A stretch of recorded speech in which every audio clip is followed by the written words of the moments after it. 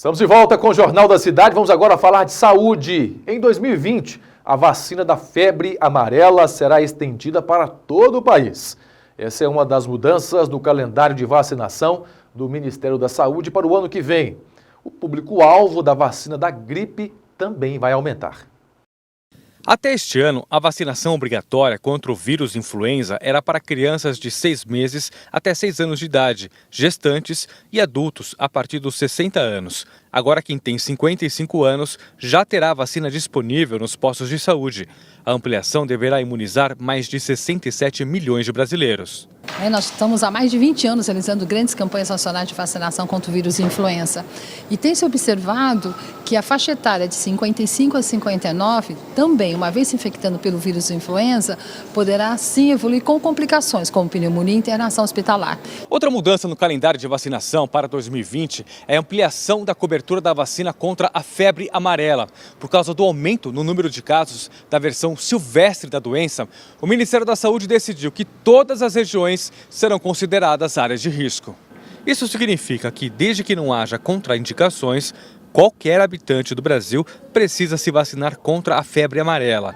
E as crianças até 4 anos, já vacinadas, deverão tomar uma dose de reforço. Com o objetivo de ampliarmos e melhorarmos essa cobertura, está sendo então reforçada a aplicação de uma segunda dose aos 4 anos, para que a gente possa ampliar essa cobertura, essa proteção para próximo de 95%.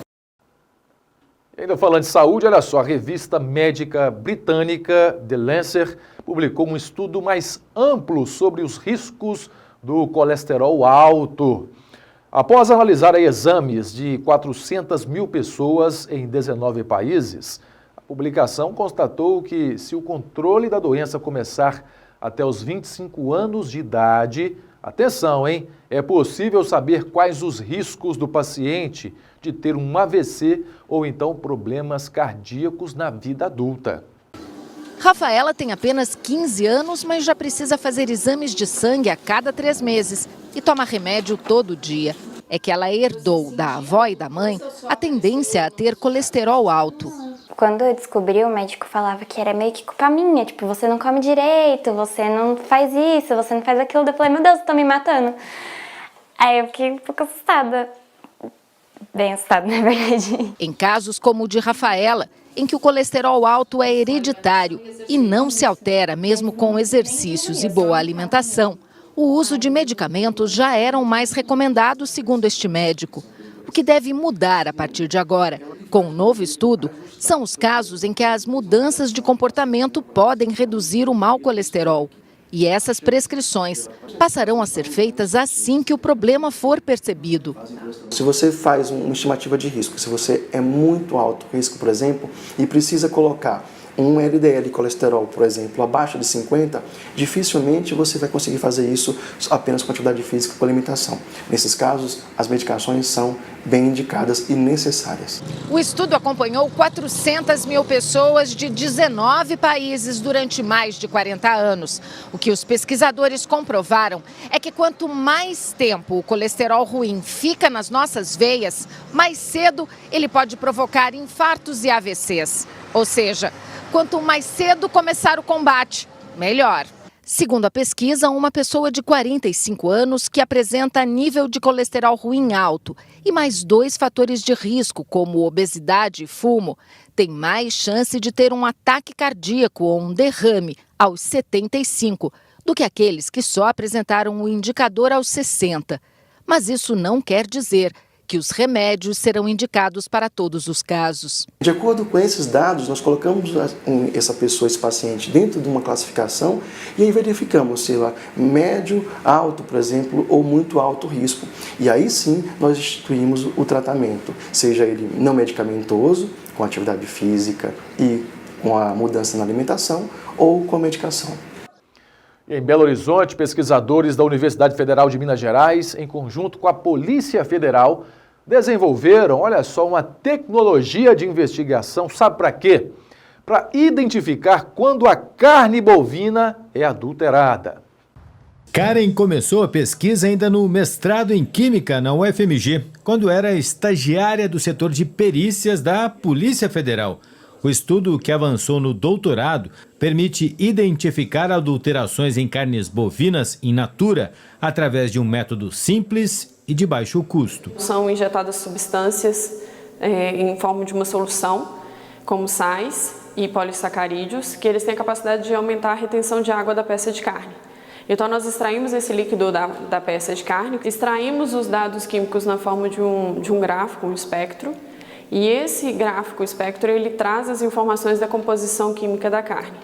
E nós tratamos isso através de um modelo matemático computacional que ele prevê se essa amostra ela é adulterada ou não. A pesquisa garantiu então o método para simplificar as perícias da Polícia Federal e deu suporte técnico em operações como a vaca atolada de 2012 e carne fraca de 2017. Antes disso, a PF demorou cerca de 1 ano para constatar as fraudes. O novo método logo vai se tornar rotina nas análises periciais. A gente precisa fazer a ponte entre o acadêmico e o operacional, que é basicamente desenvolver algumas rotinas de bancada, os equipamentos a gente já tem e capacitar os peritos. Com as fraudes, os frigoríficos tiveram aumento de 20% a 30% no lucro até serem flagrados nas operações da Polícia Federal. Os produtos, claro, foram repassados aos consumidores, que acabaram pagando mais caro sem saber. Eu já tinha ouvido falar sobre outros tipos de fraude, né?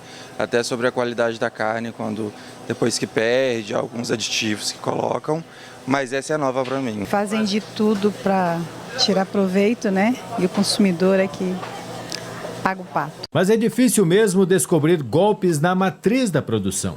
A pesquisa tem então um valor importante: une conhecimento científico ao combate a fraudes que afetam a saúde do consumidor e a economia do país.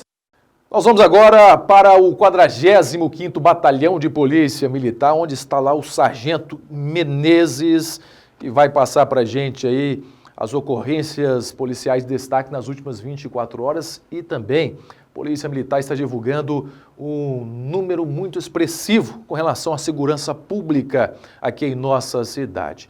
Segundo dados divulgados pela Polícia Militar, olha só para você ver, Paracatu registra o 30º mês consecutivo de redução da violência, né? Um número que precisa ser comemorado por toda a comunidade. Então, quem vai trazer essas informações para a gente é o Sargento Menezes. Muito boa tarde, Sargento, seja bem-vindo ao Jornal da Cidade. Boa tarde, João Paulo. Olha, a Polícia Militar na cidade de Paracatu, né, em toda a área do 45º Batalhão, estamos completando já 30 meses consecutivos de redução criminal. E o sucesso dessa empreitada da Polícia Militar se deve principalmente à participação da população, da comunidade, em todas as áreas de atuação da Polícia Militar. Então nós colocamos 3 nortes, 3 fatores, né, os quais nós investimos todos os nossos esforços. E o primeiro fator é a educação, trabalhar dentro do ambiente escolar. Então, primeiramente, nós temos o PROERD, que na cidade de Paracatu já contemplou aproximadamente 24 mil crianças e adolescentes em 13 anos de ação do PROERD.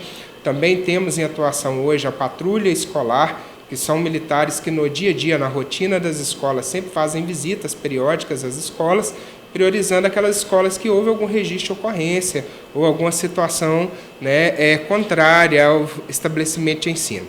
Também nós implantamos em Paracatu, em toda a área do batalhão, o programa PM Amigo da Escola. Como funciona esse PM Amigo da Escola? Um militar no seu setor de patrulhamento, nós temos a cidade de Paracatu dividida em 5 áreas de policiamento. Então, rotineiramente, a gente lança as viaturas de policiamento, cada viatura é responsável por um setor de atuação. E dentro desse setor de atuação, o militar tem a responsabilidade de fazer visitas periódicas ao ambiente escolar, né, nas escolas públicas, municipais, estaduais, particulares, dentro daquela sua área de policiamento. E esse militar ele se torna um padrinho da escola, um facilitador do processo de educação. Então ele faz contato com as diretoras, professoras, pais, os próprios alunos, e com isso ele vai se tornando um amigo, né, verdadeiramente da escola, em quem as pessoas confiam, em quem as pessoas participam, né, informando o que está acontecendo, qual a área que a Polícia Militar precisa atuar dentro da escola com esse PM Amigo da Escola. E na data de ontem, por volta de meio-dia, a Polícia Militar tomou conhecimento que uma professora de uma escola pública estadual do centro da cidade estava em uma reunião, né, na sala de professores e deixou o telefone celular sobre a mesa e alguns instantes após ao retornar ali à sala, o telefone havia sumido, havia sido furtado. Então, esses militares, parceiros da escola, em contato com a escola, através de informações, descobriram que o adolescente, né, uma criança aí ainda de 12 anos de idade, segundo o Estatuto da Criança e Adolescente, que estuda na escola, havia cometido esse furto e que esse telefone celular estava dando como localização no bairro São Domingos. Então, os militares deslocaram até o local, em contato com os genitores, né, com os pais dessa criança, aí, desse adolescente de 12 anos de idade, realmente ele veio assumir que tinha pegado o telefone e que tinha escondido dentro da sua casa.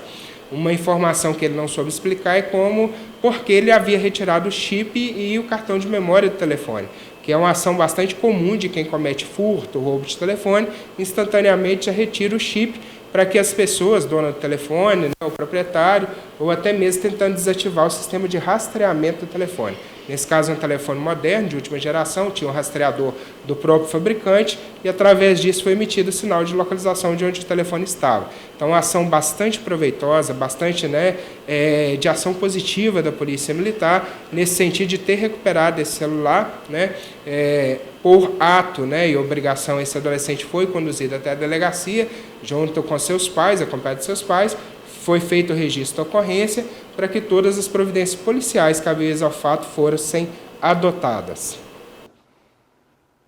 Sargento, muito obrigado aí pela sua participação. Bom trabalho a todos no 45º Batalhão de Polícia Militar. Olha só, como eu disse, um número muito expressivo aqui em nossa cidade, 30º mês consecutivo de redução na criminalidade, aí, segundo dados divulgados pela Polícia Militar. Esse é o caminho. Eu sempre friso aqui. A Polícia Militar, a Polícia Civil, enfim, os órgãos de segurança pública aqui em nossa cidade estão desenvolvendo trabalhos de combate, né, para tentar reduzir aí o número da criminalidade e também levar a sensação de segurança de toda a população paracatuense e também dos visitantes, é claro. Agora, eu chamo a sua atenção porque para isso é preciso também a participação da comunidade, viu? Sabe como? Você pode fazer uma denúncia, isso, até uma denúncia anônima, se você tiver alguma informação sobre crimes ou criminosos em nossa cidade, você pode ligar para o telefone 181 ou então também no 190, você não precisa se identificar. O sargento Menezes, melhor dizendo, disse aí, houve também aí um furto de celular, né, em uma escola, então é muito importante também ficar atento aí com os cuidados com relação aos celulares, viu? Porque furto e roubo de celular, muitas vezes a vítima facilita. E por falar em celular, falar em crime e celular, o WhatsApp, né, um aplicativo que foi criado aí para facilitar a vida das pessoas, não é mesmo? Só que tem causado também muita dor de cabeça. Sabe por quê? Porque ele tem sido usado, né, por criminosos para aplicar golpes em vários usuários. Isso é um crime que, infelizmente, está cada vez mais comum nos dias atuais. Que o aplicativo do WhatsApp foi criado para facilitar a comunicação, isso todo mundo sabe. Mas, ultimamente, ele tem sido usado para aplicar golpes. Wagner que o diga. Eu caí no chamado golpe da OLX. Né? O portal da OLX, a gente faz anúncios de vendas e eu anunciei meu carro e recebi uma ligação e a pessoa se passava como se fosse da OLX e me pedindo, confirmando dados do meu anúncio para poder liberá-lo para divulgação. E nessa conversa toda, ele foi falando toda a especificação do meu carro, tudo, porque já estava lá no anúncio, e ao final eles falaram que me enviariam um código por SMS e que eu falasse o número desse código para liberar meu anúncio. E eu recebi imediatamente esse SMS e falei o código. Na verdade, era um link para instalar o WhatsApp. E quando eles receberam esse código, imediatamente o WhatsApp foi desinstalado no meu telefone e foi instalado no telefone deles. Eles receberam todos os meus contatos. Os criminosos então enviaram mensagens para vários amigos dele pedindo dinheiro emprestado. E dentre todos os contatos, 2 pessoas realizaram um depósito bancário. Infelizmente, 2 pessoas, 2 colegas caíram nesse golpe, né? Um valor de R$1.000, uma outra com valor de aproximadamente R$3.000. Não conseguiram reaver esse dinheiro até hoje, estão processando os bancos também. Eu passei cópia da ocorrência para elas, né? Foram duas mulheres, falando que era golpe, que não era eu, mas a grande maioria, graças a Deus, não caiu. A clonagem do WhatsApp se enquadra no crime de estelionato virtual. Segundo a Polícia Civil, foram registradas de janeiro a setembro deste ano 5.568 ocorrências desse tipo de crime, 55% a mais que no ano passado.